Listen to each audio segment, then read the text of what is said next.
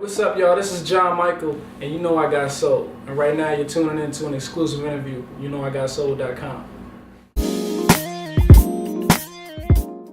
Alright, John Michael, so you've got the new mixtape coming, New Jack Thing. Kind of introduce us to the project. It's probably like it's the mixtape that I've done so far that I'm most excited about because it's really a lot of original music. There's a couple remixes on there, but if anybody's familiar with my two previous mixtapes, it was a lot of remixing, and just it's always fun to do mixtape, but those were just more kind of like fling type of mixtapes, and everybody enjoyed them, and I'm glad they did. But this one's like, it's almost as if it's an album, you know what I mean? Basically, like if even though I got Sophisticated out, which is in stores right now, this was like I just really wanted to show people like my broad range of musical talents within R&B. Right. And you've got, like you mentioned, Sophisticated, the album in stores right now. It's kind of been building, gaining momentum. What made you want to come right back and put this mixtape out? Just because, man, there's so much competition out there, and I mean, it's not just because of competition, but I mean, there's so much new music always coming out, and I feel like as a songwriter and studio engineer, I have the ability to just constantly make music, so why not put it out? Right. Because these songs, like I said, I could easily, half of this mixtape I could save to potentially put out down the road. 2-3 years later you hear these songs, but I'm just putting them out right now. And I just recently recorded them, so that's exciting for me. Right. And now the title, New Jack Thing, where did that come together? Well, it was originally supposed to be New Jack Swing, because that was like, I think that's one of the most exciting times in modern R&B music was the late 80s, early 90s with like what Teddy Riley was doing, and leading into like Jodeci and Drew Hill, which kind of got me into R&B music, and just that type of sound. I wanted to allude to it, and I'm not saying like this mixtape sounds exactly like that, but I'm just paying homage to it. So I switched it to New Jack Thing because I didn't want to just use the whole phrase. I just wanted to allude to it a little bit, and I'm really adamant about keeping R&B out there because people for whatever reason sometimes kind of slack off on it, on listening to it. So as an R&B artist, I want to make sure they know, that I know the history of it. Right.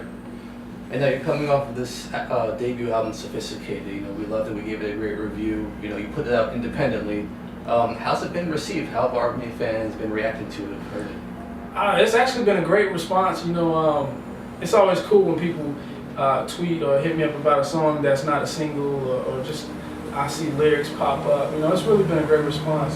With the new single Arrive, I've seen a lot of people putting that up, and they've been hearing it. WBLS is playing it up here in New York, XM Radio, Richmond, San Francisco. It's just been doing really well.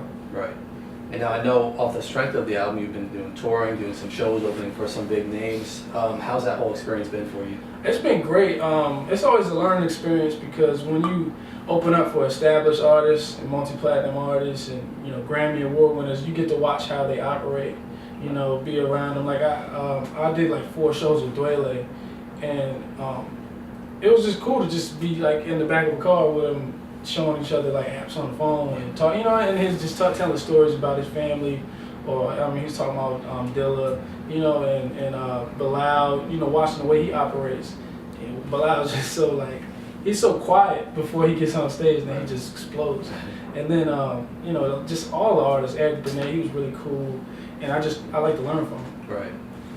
And that, like I said, you put this out independently, doing an independent grind. What's the toughest part of grinding it out and kind of trying to make it, get exposure? I think the toughest part is just competing with the big labels, because they can ram music down your throat. Right. So I can make a song, I'm like, feeling like this is the greatest song I've made, and I really have to prove to people like this is the greatest song I made, as opposed to, when the majors, they could just snap their fingers, and if it's a great song, it's gonna be well received within, like 2-3 weeks. Right. It's a big hit. So I have to do a lot of footwork myself. Right. And with top-notch music.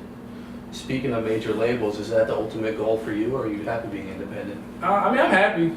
The ultimate goal for me is to be able to do music as a means of sustaining my family for the rest of my life. You know what I mean? You can do that without a major.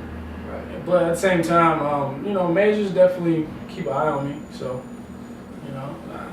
I think I learned a long time ago, the best thing to do is not pay attention, to the major situation. Right. Right.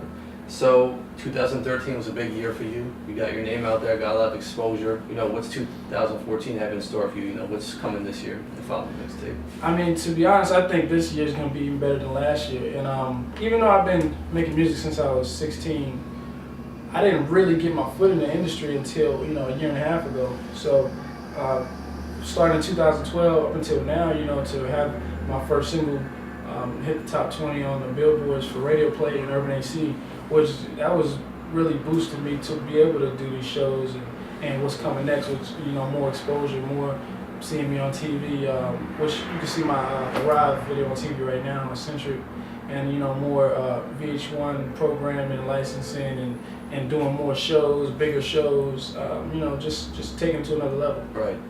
Speaking of having your song on radio and on TV, do you remember the first time your song was played on radio, when you heard it? Yeah. What was that experience like? I have it recorded on YouTube. Oh, okay. Yeah. I was in the car and I recorded myself. But yeah. It was surreal because maybe 2 years before that moment, maybe even a year before that moment, probably like a year before that moment, I was sitting in the car on the way home from work, thinking, why am I still doing music and listen to the radio? How the hell do I get myself on the radio? And why can't I get myself on the radio? It's like an impossible thing. It's like a barrier. And once I heard it, I was like, I can't believe it. I've crossed over that small barrier. Right. Final thing I want to talk to you about is your journey, because I love your story about how you originally started making music, where you would seek out producers and people to make music with. Can you tell us how you did that originally? Yeah, man, I use my computer networking skills. Yeah. I've always been into computers since I was a kid. My dad, he had got me one of them old double floppy disk drive computers, the old one with no windows. You have to actually type stuff in. And through the years, I just got good computers. I got good, and I learned how to mix vocals in my VST programs, my studio programs. And by doing that, I could record stuff, so I would reach out to producers and just be like, hey, do you need somebody to write a hook? Do you need somebody to write a verse? You need the hook for some artists that are buying your beats. And word of mouth was spread, and I had a business running. And I was just at least every other day of the week, getting home from work, I had some studio work waiting for me. Right. Just paid work, So that kind of really kept me most motivated to do my solo projects. Yeah, that's really cool. Yeah. Respect that. So that's all we got for you. Anything you want to add?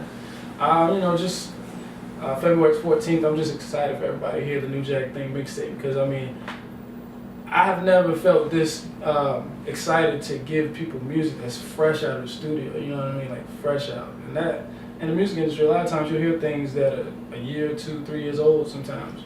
And this is I just started working this in December. Right. You know what I mean? So this is exciting. Cool.